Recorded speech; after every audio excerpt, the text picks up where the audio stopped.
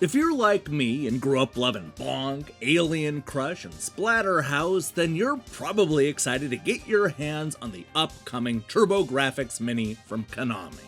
It's a brand new plug-and-play unit packed with more than 50 games, including a few rarities from Japan. To help celebrate what is almost certainly the most exciting retro console release of the year, I want to take a look back at what Electronic Gaming Monthly thought of the machine back in the late 1980s and early 90s. This is going to be a comprehensive guide where we chronicle the TurboGrafx-16 and its CD add-on through EGM's 4-person reviews, ranked from worst to best. Ugh, if that doesn't get you excited for the TurboGrafx Mini, then nothing will. But before we dive into the list, let's crunch some of the numbers. Now, Electronic Gaming Monthly reviewed a total of 76 games for the TurboGrafx between September 1989 and June 1994.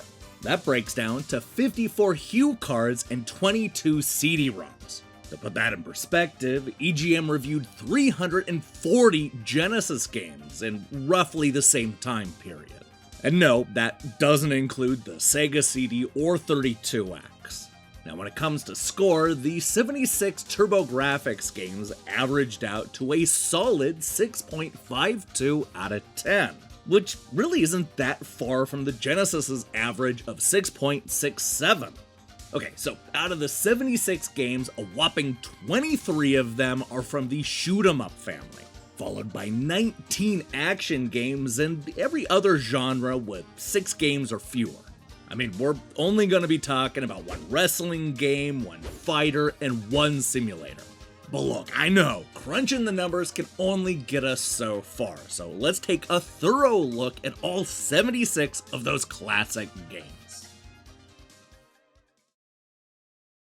Alright, we're gonna start out at the very bottom of the barrel, which is where we find the side-scrolling shoot-'em-up Deep Blue, which averaged an atrocious 3.75 out of 10 and is EGM's worst-reviewed TurboGrafx game. They complained about the execution, noting that the different elements have been thrown together with little thought or planning. This is followed at 75th place by another crummy shooter, TERRAFORMING.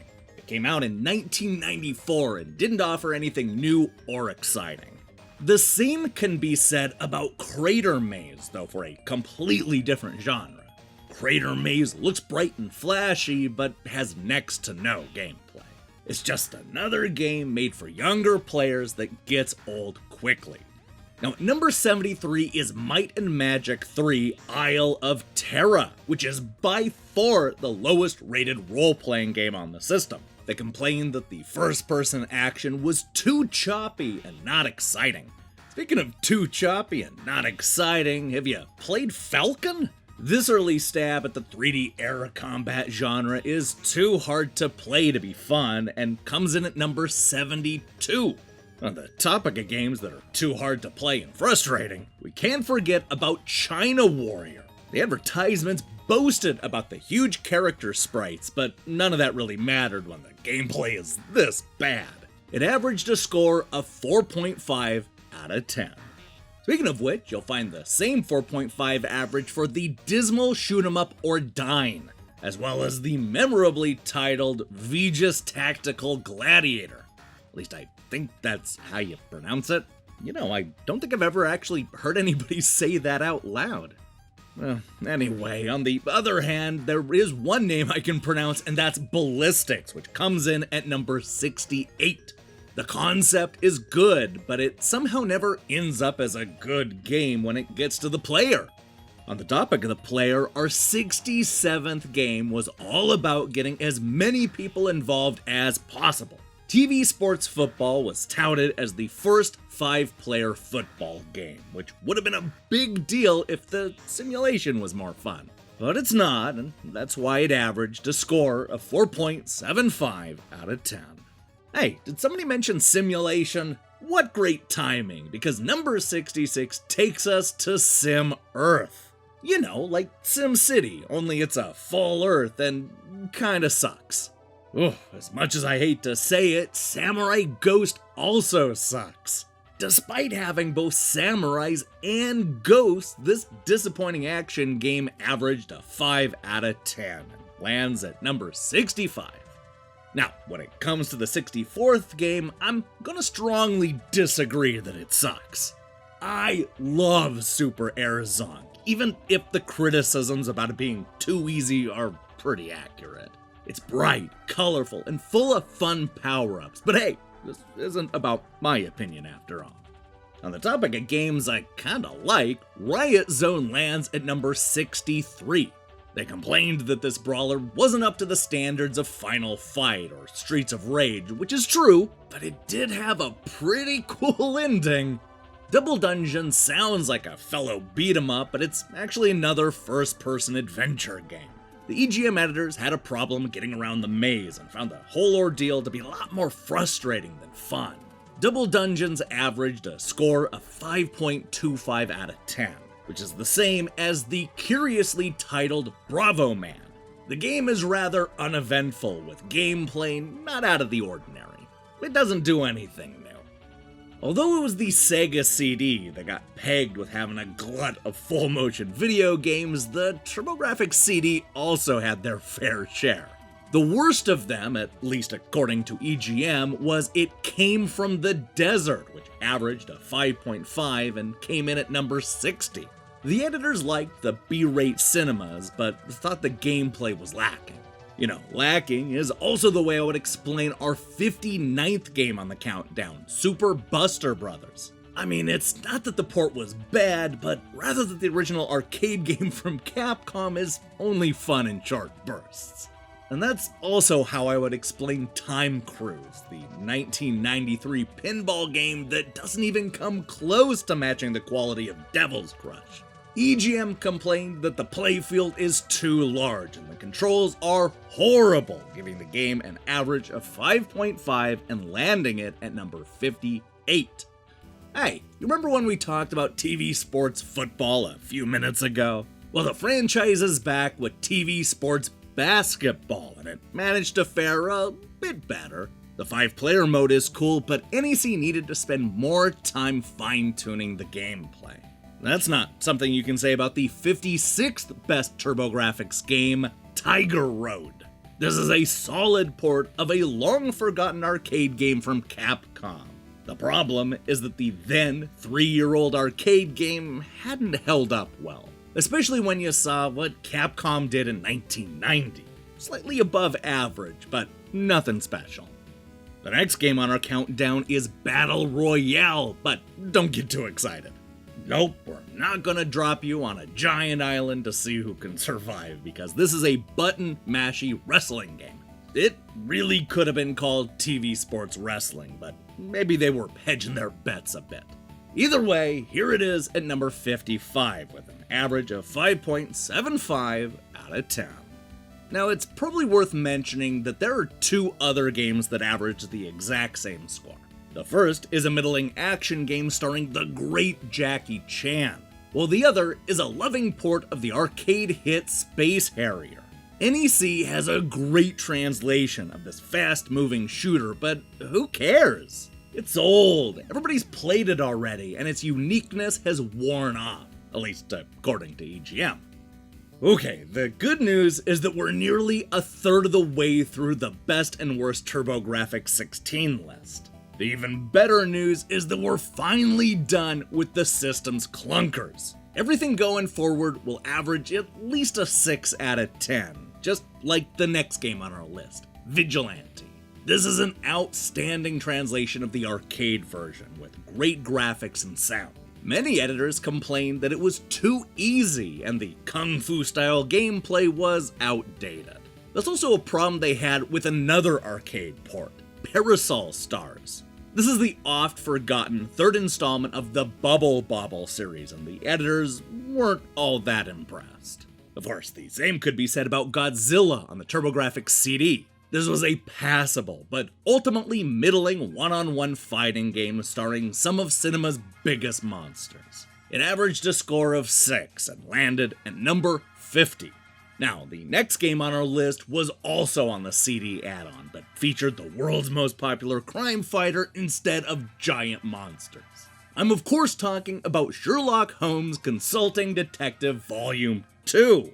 Although EGM liked the original game, they were not as impressed with the full motion video the second time around and found the cases to be a lot less exciting. It was 1993 and they were ready to move on. Thankfully, they were a bit more generous to Final Lap Twin, which comes in at number 48.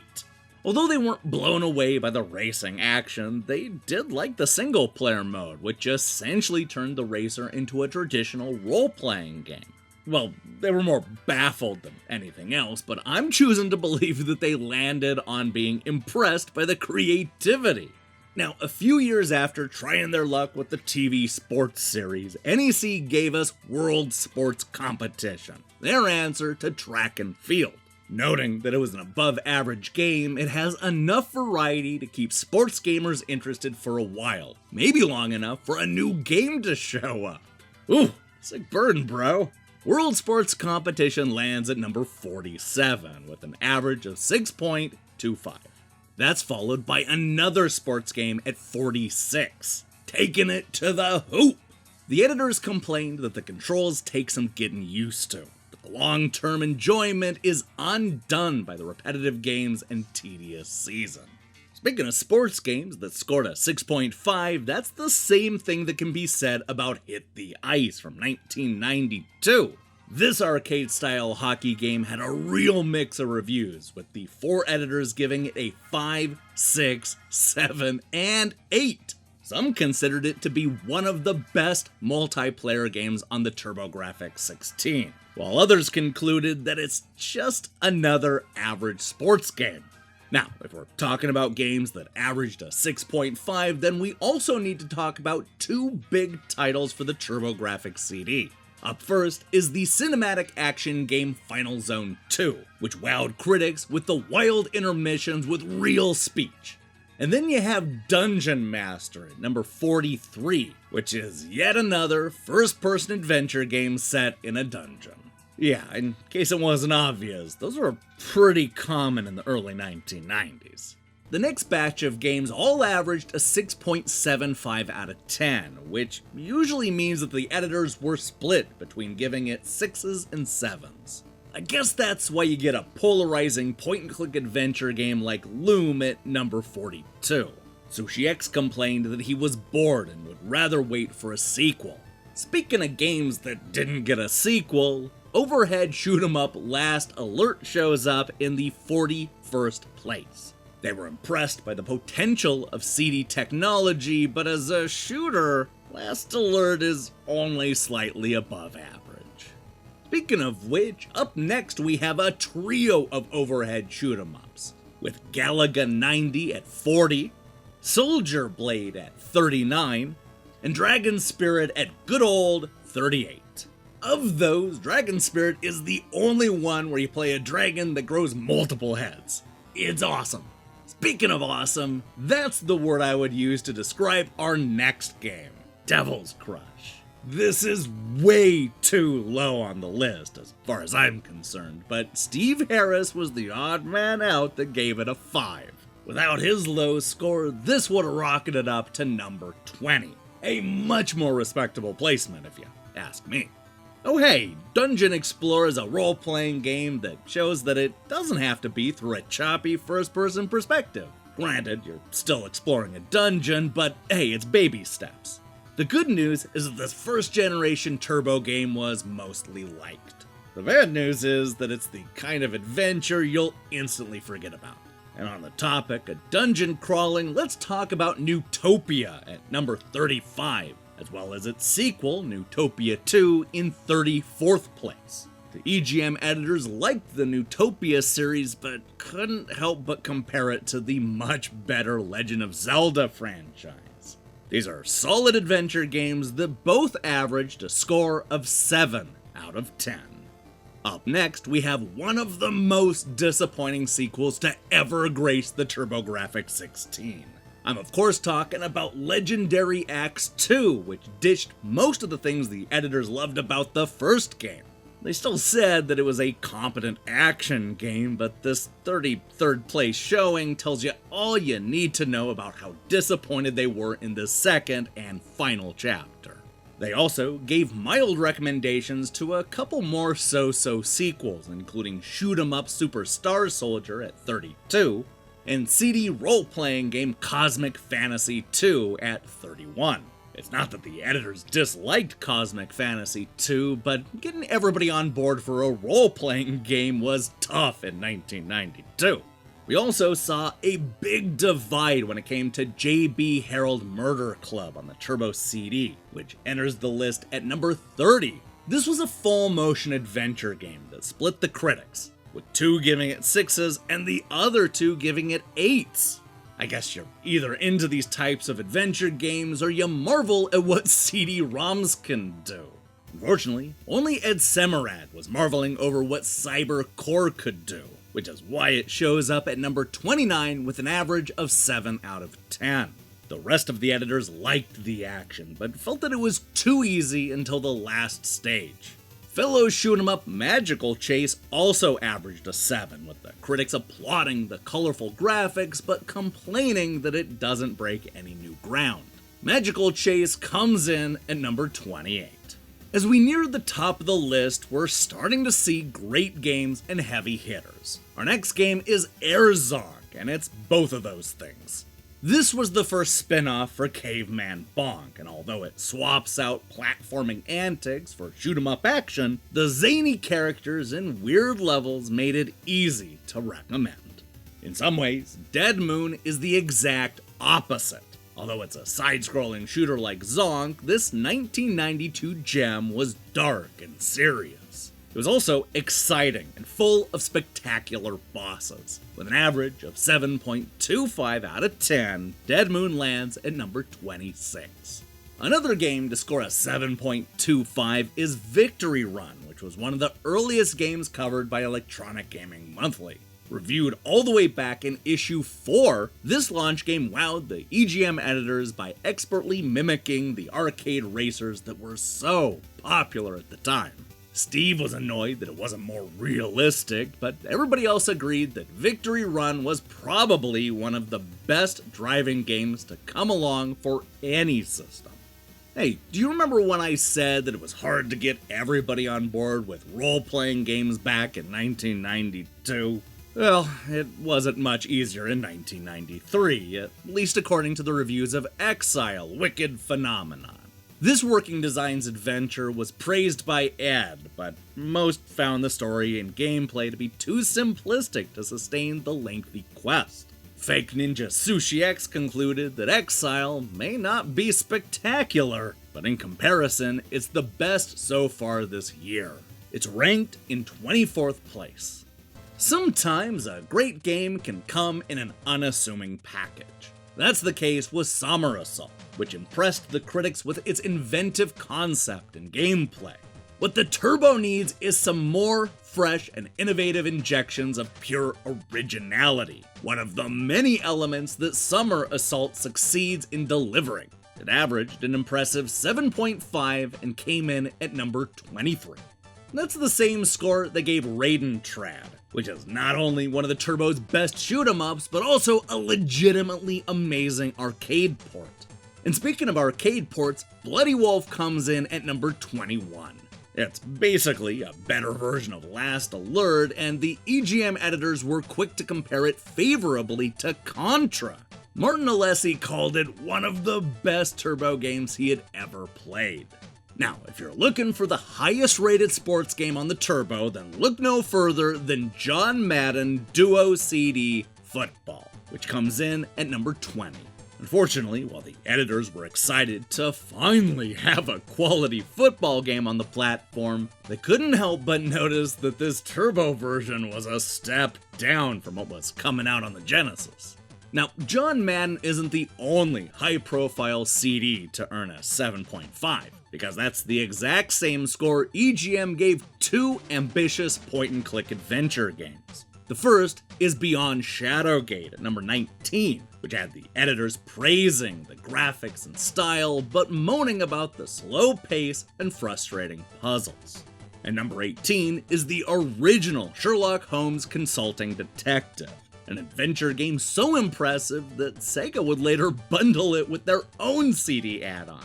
The critics were impressed with the video, even if the mouse didn't always move with the voices, and the low-quality footage couldn't even display 500 colors at once. The sharp writing and clever cases helped to earn the sleuth a 7.5 out of 10.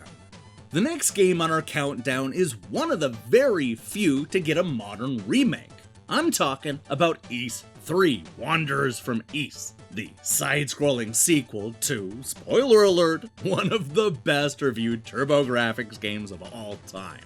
While they enjoyed the quest, the editors were thrown by the change in perspective, which definitely accounts for the lower scores. Speaking of CD sequels, Valis 2 is here to take over the number 16 position. While it didn't break any new ground, the critics were impressed with the great graphics, spectacular music, impressive intermissions, and tight gameplay. So, if there's one name that you associate with the TurboGrafx-16, it's probably Bonk. At number 15 is Bonk's Adventure, NEC's first stab at creating an iconic platforming mascot. While it had a hard time living up to the high watermarks of both Mario and Sonic, the editors were largely impressed with this 1990 release. They told their readers to forget about the crater mazes and the final laps because this is what the Turbo does best. Yeah, trust me, we've already forgotten about the crater maze. That was like 60 games ago. But hey, you know who we haven't forgotten about? Bonk! That's right, Bonk's Revenge managed to pick up the exact same scores, even if the critics liked it a little bit better than the first game. SushiX complained that the Bonk spin isn't as smooth, but the levels are incredible and the improved graphics are bursting with personality. With an average of 7.5 out of 10, Bonk's Revenge headbutts its way to number 14. Alright, so as we near the top of the list, we're gonna continue seeing a number of high-profile sequels, and the next two games are no exception. When it comes to the debate over Valis 2 versus Valis 3, it was the third installment that came out on top, but only slightly. Coming in at number 13, this 1991 sequel concludes Yuko's story and earned an average of 7.75 out of 10. The editors made a big deal out of this Turbo version, topping the Genesis port in every possible way, demonstrating one of the many reasons to buy a CD add-on. The same can be said about Bonk 3, which lands at number 12. The critics were impressed by the inventive level designs and the two-player modes, saying that it was the best of the trilogy. But even with the high praise, there was a feeling in 1993 that when compared to Mario and Sonic, Bonk was an also-ran. Thankfully, there's no expensive accessory needed for our next game, Blazing Lasers, the first shoot-'em-up released on the TurboGrafx-16. Martin and Don both gave the game 9s, saying that it was definitely the best space shooter available on any system. And on the other hand, gave it a 6 and called Blazing Lasers a slightly better than average shooter with nicely detailed backgrounds, intense opponents, and more action than most can handle. And you know what that means? That finally brings us to Electronic Gaming Monthly's top 10 TurboGrafx-16 games. These are the best of the best, with not a single clunker in the mix. And to prove that, we're gonna start with the influential strategy game classic Military Madness at 10th place. It may not look like much, but let me tell you, this was unlike anything else on the TurboGrafx-16, or American consoles in general. Steve called it one of the most unique and addictive games he'd ever played, telling everybody to pick it up immediately, even if you don't normally like war games. Now, if you're looking for something a bit more exciting, then let me draw your attention to the 9th game on our countdown. Although it's not as well known as some of the other Turbo action games, this trippy shoot-'em-up still has a lot going for it. The editors loved the bizarre backgrounds that are made up of optical illusions. They concluded that if you dig R-Type, then you're gonna love Psychosis. At number 8 is another memorable action game, but for a completely different reason. Horror fans looking for blood and gore didn't have a lot of options in the early 1990s, which is what made Splatterhouse so damn memorable.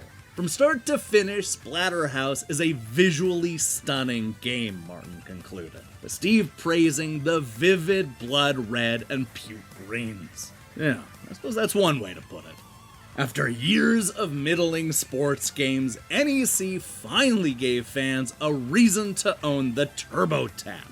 Bomberman 93 wasn't just a solid port of a popular party game, it was actually better than the competition, thanks in large part to the exclusive 5-player fights. The EGM editors couldn't get enough, which is why it lands at number 7 with an average score of 8.25. So when it comes to the 6th game on our list, there's only one thing you need to know. It was named the best TurboGrafx-16 game of 1989. Yep, you've probably already figured out what I'm talking about, but it's none other than the legendary Axe, which EGM called the perfect blend of action and adventure. They loved the great graphics and sound, noting that it tops just about everything that came out on the Genesis. Everything except for ghouls and ghosts, of course. Now, if you're looking for the best shoot-'em-up on the TurboGrafx, then there are only 3 major contenders. And number 5 is Aero Blasters, a game so good that it's hard to believe you're playing a Turbo game. Hey, that's Martin's wording, not mine. SushiX argued that you can't ask much more from a shooter, but I disagree, because Gate of Thunder proved that a rockin' heavy metal soundtrack pairs perfectly with dodging enemy bullets. This was hailed at the time as one of the best and most intense shoot-'em-ups ever made, giving a whole new set of gamers a reason to take the Turbo CD seriously. It's near perfect, concludes Martin. You know what game rocks even harder than Gate of Thunder? Lords of Thunder, of course, at least according to Electronic Gaming Monthly, who named it the Game of the Month in their 44th issue. Killer tunes, sharp graphics, tight gameplay, you want it, you got it. It puts it bluntly. If you've been thinking about a duo, then this is the game that'll make your decision a lot easier. With an average of 8.5 out of 10, Lords of Thunder rockets to the top of the list at number 3. Well, that just leaves 2 games to talk about. Or does it? When it comes to Electronic Gaming Monthly's second best TurboGrafx-16 game, it's not actually a single game, but rather 2 in 1. Yeah, you probably already guessed that I'm talking about East Book 1 and 2, a CD-ROM so crammed with greatness that it earned a rare perfect 10 from Ed.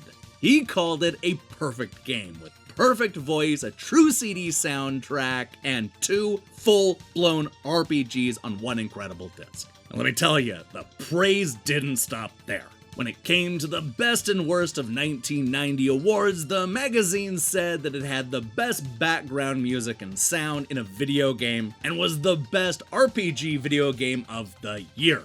And with an average score of 8.75 out of 10, East Book 1 and 2 sits in the penultimate spot out of 76 games. So then, if Adol's CD-ROM adventure is number 2, then what could possibly be the best reviewed Turbo game of all time? The answer is Ninja Spirit, the only other TurboGrafx game to earn a 10 from one of the editors. SushiX called it simply the best ninja game ever. The movement of the ninja is unique, and the weapons are awesome. Everybody else agreed, raving about the authentic Japanese background music, the great gameplay, and the killer bosses. After largely being ignored in the arcades, all 4 critics were excited to see this amazing game get a second life on home consoles, making it one of the system's first must-own games. And hey, if you don't mind a little editorializing on my part, I agree. Ninja Spirit still holds up, and it does things that no other ninja game has done since. I love this game, and I'm delighted to see that Ninja Spirit is Electronic Gaming Monthly's best reviewed TurboGrafx-16 game of all time. Wow, what a list! Now I really want one of those TurboGrafx Minis.